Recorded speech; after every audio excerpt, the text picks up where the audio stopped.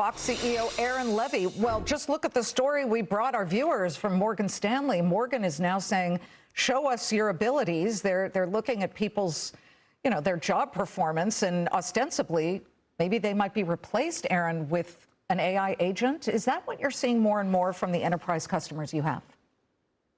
I would sort of frame it pretty differently, actually. I think what's going to happen is employees will use AI agents to be more productive and be able to do more of their work much faster. And I think what you're going to see is a changing expectation on the level of output that we have really across the economy. And this will be everything from what consumers demand of the companies that they work with. You'll have an expectation that companies can get back to you faster and faster with better answers and higher quality service. And inside of an organization, you're going to have an expectation that that project that maybe a year ago would have taken 6 months to do now starts to take a month to do or 2 weeks to do, because you have this ability for employees in an organization to leverage AI agents to augment their work.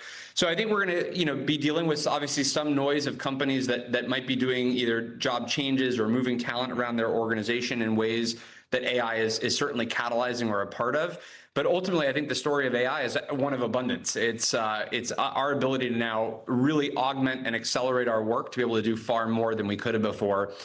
Even internally at Box, we're a great example of that. We're hiring really across many key functions in the company, but we're also expecting more from the output that we can go and drive. And the benefit is that our customers are now getting even more value. And I think that's going to happen across most companies in the economy. So when you say abundance, let me just push you here, because Block just announced that they were going to lay off 40% of their people. And listen, we're a business network. We watch evolution. This is part of the evolution of the business world. We get it. So it's not oh, this is so horrible. People will learn other skills, or they will figure out how to piggyback off AI. That's what I'm hearing you say. But you have some 70%, Aaron, of the Fortune 500 that use your company's service. Fox is one of them. We use them. So what are you hearing from them in particular? What are they asking you for guidance on?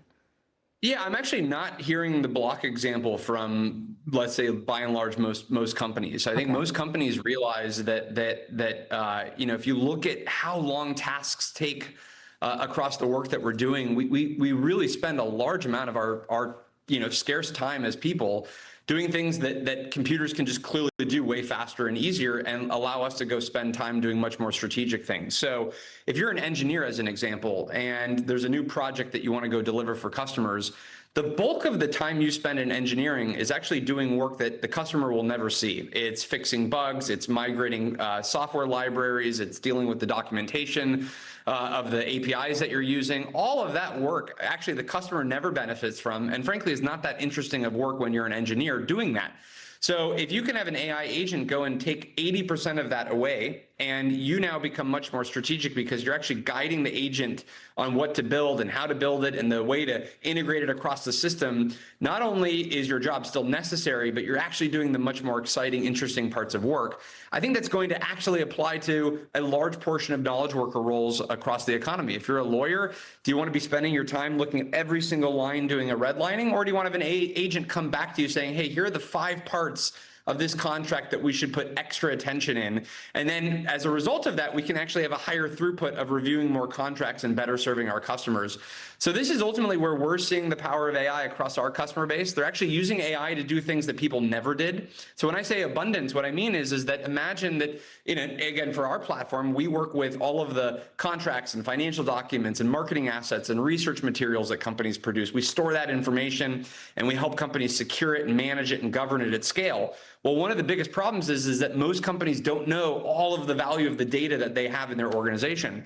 So what if you could have agents actually go and comb through all of that information and mine it for intelligence and help you automate workflows around it? All of that are actually net new use cases that most companies are not doing. So there's not a single job that's sort of changing, but as a result of having that data, that actually enables then any knowledge worker to be able to get more value from that information and actually better serve their customers or build products faster or have new breakthroughs in life sciences. That tends to be where I'm seeing the momentum with AI. And this is true of talking to CIOs or even Fortune 500 CEOs. They want to be able to get more output and be able to accelerate work with AI.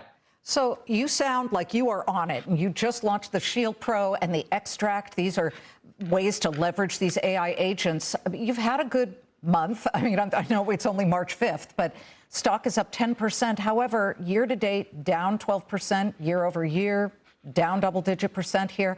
So are you late to this, or tell me exactly what you hope that these new tools will really enable shareholders to see and pounce on? Well, I think, and I caught the tail end of the last segment. I think there's a general conversation happening in the software world, and in particular, mostly from investors at this point, which is how should we value software? How should we think about software in a world of AI agents? And I think the way to think about it is that, if you do move to a world where even if you have the same number of people in an organization, you'll just empirically, unavoidably have 5x or 10x or 100x the number of agents, because we're just going to be doing more. So in that world, as the value shifts to agents that are doing much more of the work for us, what is the role of software when those agents on demand can spin up a system or code something for you or access the data that maybe you would have otherwise had to access? And so what parts of software are still necessary?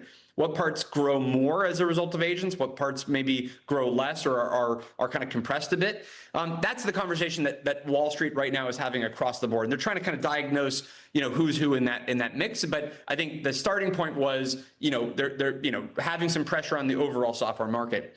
In our position, and we just announced our earnings 2 days ago, and we're happy to see those results reflected in the stock. We actually see a tremendous amount of demand for having agents be able to access and work with your enterprise content and files. So if you think about it, if you have an agent that goes off and helps you automate work, that agent actually needs access to data. It needs to be able to create information, store information. It needs to be able to read documents from your system. So that actually represents a significant amount of growth opportunity for us, because we can be a platform that both manages how end users or humans go and work with their data, as well as how agents go and begin to augment and automate those tasks. So we see this actually as a major growth vector for us. And I think it's already showing up in the numbers, but we expect that it will continue to, which is why we were able to deliver very strong guidance for this year above Wall Street consensus for our fiscal FY27 we just kicked in. They're telling me that we got to go, but I've got to ask you, because I know it is the talk of Silicon Valley. You're in Redwood City, part of Silicon Valley. The situation between the Pentagon and Anthropic, where the Pentagon, you're laughing. Anthropic's not laughing. I mean, they're very concerned, obviously, but supposedly conversations are continuing. Anthropic's chatbot is so good that apparently the Pentagon has still been using it, even though the president said cut it off because Anthropic would like the government not to use it for certain things that involve Americans' privacy, et cetera. Does this make you rethink, before you sign contracts with the government, well, I got to make sure that my product is being used how I think best fit? I wouldn't say this event does. I mean, this is a thing when anytime you're selling to the government, you are effectively participating in a system where we expect both safe and appropriate use of the technology, but also one where the government is has to operate within the constitutional limits of how it's able to operate. And I think to some extent that's what you sign up for. I think AI certainly represents a new technology vector that we're all sort of as an industry figuring out what this really means. Sometimes it's a tool in that it does the same thing every single time, but often it's actually something that's non-deterministic. And if you're in a major AI lab, you want to ensure that non-determinism is used in a safe way, in a way that might not accidentally get kind of used in a way that can be problematic. So I think what we're seeing here is some of the new precedents that are emerging on how this technology will be used in society and used in the government. I'm hopeful that hopefully those two institutions can come to a good path forward. I think it would be certainly good for the country and for the tech industry. But we're just waiting and kind of seeing how this plays out. Aaron, thank you. Thank you. Nice stuff. We'll continue to follow the agentic story.